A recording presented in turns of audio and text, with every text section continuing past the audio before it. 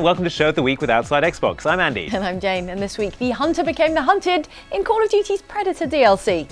Did he though, Jane? No. Predator! Skills. Oh. That's right. Meanwhile, I've been shaping up for summer with some sports. Not really. Uh-huh. Real sports. No. Not real sports, but Kinect Sports Rivals, Rare's latest attempt to get you up off the sofa and using Kinect for something other than voice-controlling Netflix. Xbox, go to RuPaul's Drag Race. Kinect Sports Rivals.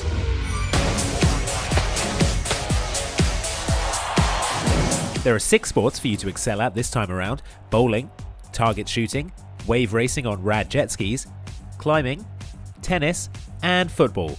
Or soccer, if you'd prefer. You'll no longer have to worry about careful timing.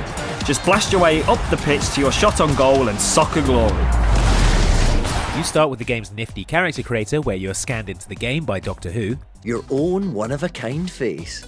Unless you've got a twin or an evil clone. Then you head to a sporty island paradise where the 3 major multi-purpose sports teams are all trying to recruit you. Those teams are the Eagle Legion, Wolf Clan, and Viper Network.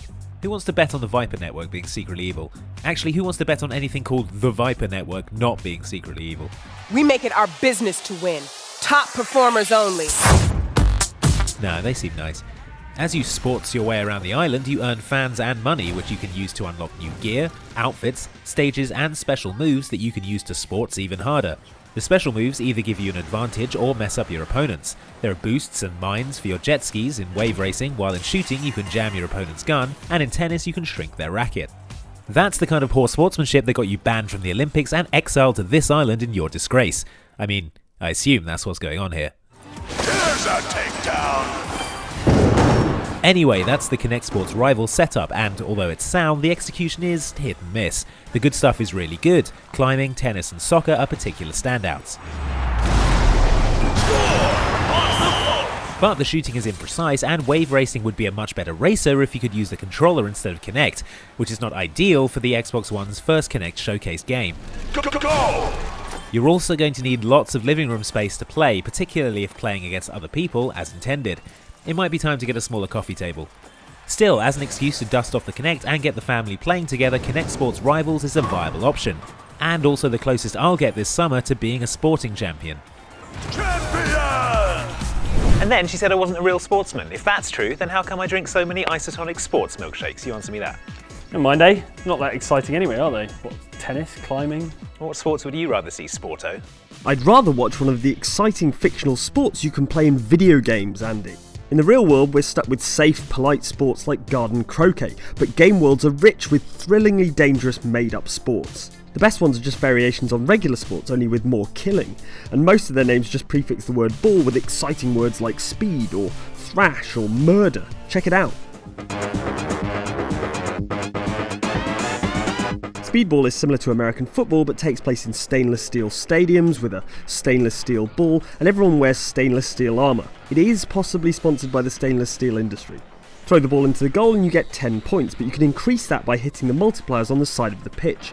You can also bounce the ball off a bumper to turn it red hot and cause it to knock over any opposition players it touches. Or if that's too much hassle, just punch them to death if they get in the way. Anyone for ice cream? In the future, there is a game, a contest that pits titans against gods. Griffball is a game within Halo created by YouTube channel Rooster Teeth in 2008. Like in rugby, the aim of the game is to carry a ball to a certain location without the other team stopping you. As you know, Griffball is the single fastest growing sport in the entire universe. Unlike in rugby, players are armed with gravity hammers and energy swords, and the ball is a massive explosive bomb. I think that's unlike rugby. I haven't watched it in a while. With their world at stake, one team will defend the league.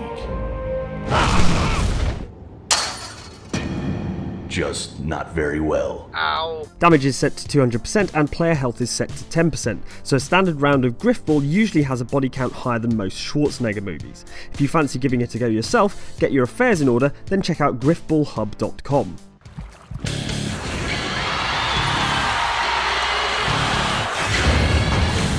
Blitzball is sort of like volleyball, only it takes place underwater and everyone beats the stuffing out of each other. Oh, and also you can fly out of the water dome and do flips. So nothing like volleyball, in fact.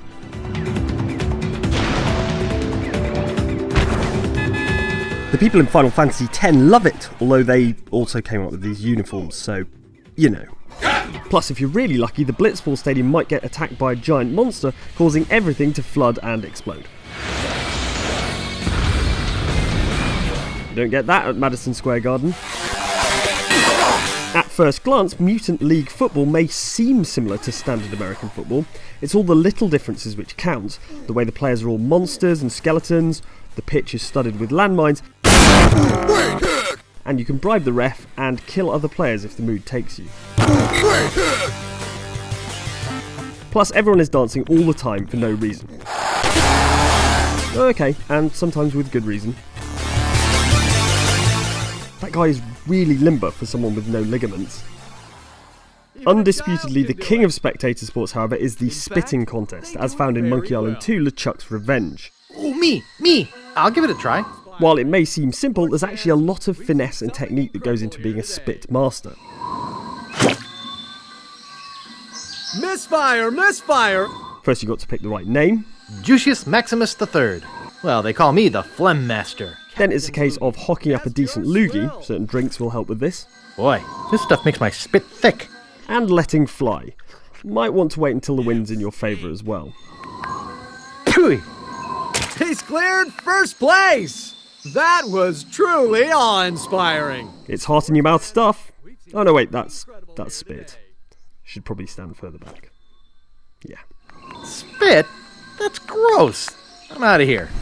Now it's time to see what you've been saying in the YouTube comments, on the site, and texting to our premium rate psychic hotline. I told you, no psychic hotlines. Let's just say it's good news, John from Cheshire. First up, your comments on last week's show about the Elder Scrolls Online and the trouble with console MMOs. Like Deathwing the Destroyer, the install size of a typical PC MMO is monstrous. Jon Snow's YouTube Messenger Raven brings us his comment that I've installed a lot more than 25 gig for Battlefield 4 on my console. I think I could handle World of Warcraft. Jon Snow? What does he know? Good point. Monib, meanwhile, advises you to curb your obsession with cat people, saying, giant cat people are cool, but usually lose saving throws versus giant catnip-filled mice. Owen Dennehy, meanwhile, is more intrigued by the end of the show. He says, wait, there's a room we've never seen before? This bathroom changes everything. You can have that half for your dumb Ebonheart pact. What, the side with the kitchen and the bathroom and the door to the outside world? Right. You're still not allowed in. Ebonheart scum. Finally, 86 the Mad Hatter says, looks like that Jeep in a POC Z was too tired to go. Get it? Too tired? Yeah, forget it. Now, I'm no car expert, Andy. If only but Mike were here, he could tell us what was missing. wrong. I don't think I'll ever be able to forget it. Try looking at Child of Light, that might take your mind off it.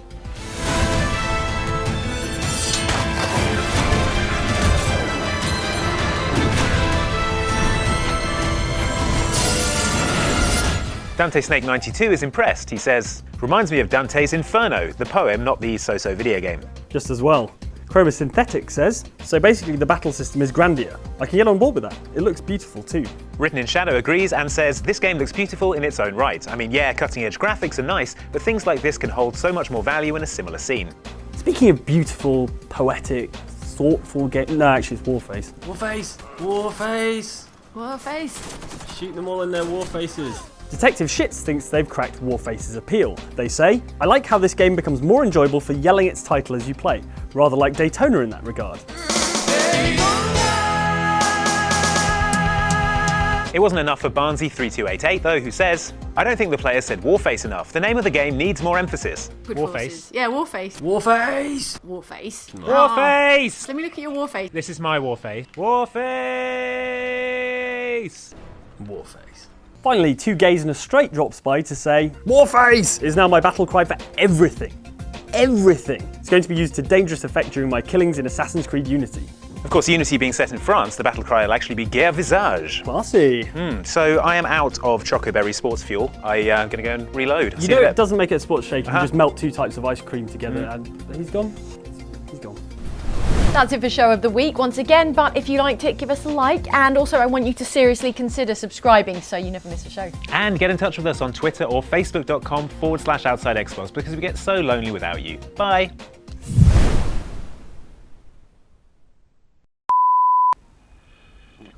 Should you be drinking that much sports drink? It's actually a requirement for my new sport, so yes. We said no spitting contests in the studio. In that case, no.